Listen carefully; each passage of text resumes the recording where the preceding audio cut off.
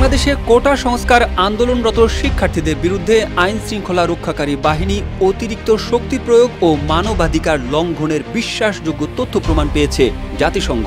যে কোনো পরিস্থিতিতে পদক্ষেপ নিতে প্রস্তুত জাতিসংঘ।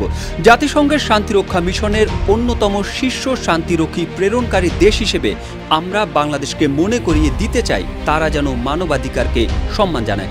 আর শান্তিপূর্ণ প্রতিবাদের প্রতি সমর্থন জানিয়ে মার্কিন যুক্তরাষ্ট্র বাংলাদেশের সরকারি চাকরিতে কোটা সংস্কারের দাবিতে আন্দোলনকারী সাধারণ শিক্ষার্থীদের উপর হামলা, সহিংসতা ও হত্যাকাণ্ডের ঘটনায় আবারও নিজেদের প্রতিক্রিয়া জানিয়েছেন। এদিকে সম্প্রতি সরকারের পক্ষ থেকে দেখা মাত্র গুলির নির্দেশ এবং আইন বহির্ভূত হত্যাকাণ্ড এবং আইন শৃঙ্খলা রক্ষাকারী বাহিনীর দ্বারা সংঘটিত হত্যাকাণ্ড, সহিংসতা, নির্যাতন, গণগ্রেপ্তার ও সম্পদের যে ক্ষয়ক্ষতি হয়েছে তা নিয়ে উদ্বেগ জানিয়েছে ইউরোপীয় ইউনিয়ন। বাংলাদেশে কোটা সংস্কার আন্দোলন ঘিরে সহিংসতা ও প্রাণহানির ঘটনায় স্বচ্ছ তদন্ত চেয়েছে জাতিসংঘ, যুক্তরাষ্ট্র এবং ইউরোপীয় ইউনিয়ন। যমুনা রেফ্রিজারেটর, খাবার ফ্রেশ তো লাইফ জম্পেশ। বাংলাদেশে কোটা সংস্কার আন্দোলনের জেরে সৃষ্ট উদ্ভূত পরিস্থিতিতে নিবিড় নজর রাখছে জাতিসংঘ। জাতিসংঘ মহাসচিবের মুখপাত্র স্টিফেন ডুজারিক জানান, শিক্ষার্থীদের আবারও শুরু করা বিক্ষোভের বিষয়টি তাদের নজরে এসেছে। চলমান পরিস্থিতি নিয়ে জাতিসংঘের উদ্বেগের বিষয়টি তুলে ধরতে অব্যাহতভাবে ঢাকা ও নিউ ইয়র্কে বাংলাদেশের সংশ্লিষ্ট কর্তৃপক্ষের কাছে বার্তা পাঠানো হচ্ছে। বাংলাদেশের চলমান পরিস্থিতি নিয়ে জাতিসংঘ মহাসচিবের বিবৃতি পড়ে শোনান ডোজারিক। যথাযথ আইনি প্রক্রিয়া মেনে চলা, মত প্রকাশ এবং শান্তিপূর্ণ সমাবেশের স্বাধীনতার অধিকারের উপর গুরুত্ব আরোপ করেছেন মহাসচিব।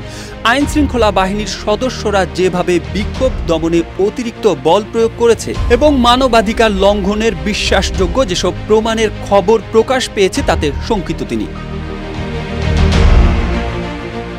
এদিকে সোমবার যুক্তরাষ্ট্রের পররাষ্ট্র দপ্তরের ব্রিফিংয়ে এক সাংবাদিক বাংলাদেশের সরকারি চাকরিতে কোটা সংস্কারের দাবিতে আন্দোলনরত শিক্ষার্থীদের ওপর হামলা, হয়রানি ও গ্রেপ্তারের বিষয়ে জানতে চান। তিনি বলেন, বাংলাদেশে যেভাবে আইনশৃঙ্খলা বাহিনীর সদস্যরা নিরপরাধ শিক্ষার্থী ও তরুণ তরুণীদের বিরুদ্ধে চিরুনি অভিযান চালাচ্ছে, তাদের দেখা মাত্র গুলির নির্দেশ দেওয়া হয়েছে, পুলিশ হেফাজতে ছাত্র আন্দোলনের নেতাদের নির্যাতন করে বিবৃতি দিতে বাধ্য করা হয়েছে এবং সরকারের নিয়ন্ত্রিত গণমাধ্যমে তা প্রচার করা হয়েছে, আর এগুলো থেকেই তাদের উপর নির্যাতনের বিষয় স্পষ্ট হয়েছে।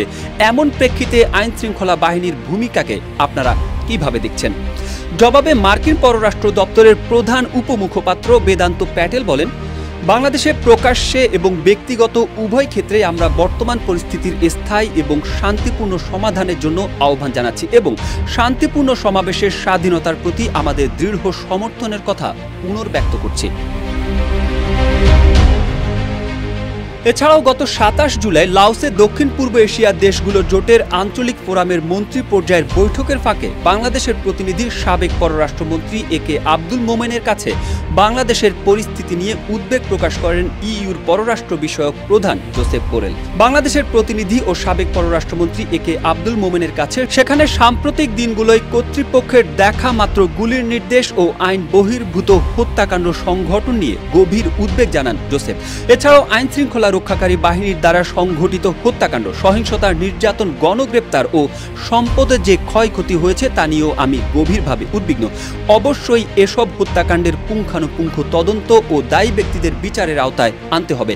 বাংলাদেশে বিক্ষোভকারী, সাংবাদিক, ছোট শিশু সহ অন্য ব্যক্তিদের ওপর আইন শৃঙ্খলা রক্ষাকারী বাহিনীর অতিরিক্ত বল প্রয়োগ ও প্রাণঘাতী অস্ত্র ব্যবহারের বহু ঘটনা ঘটেছে, সেগুলোর পূর্ণ জবাবদিহি নিশ্চিত করতে হবে বলেও উল্লেখ করেছেন জোসেফ বোরেল।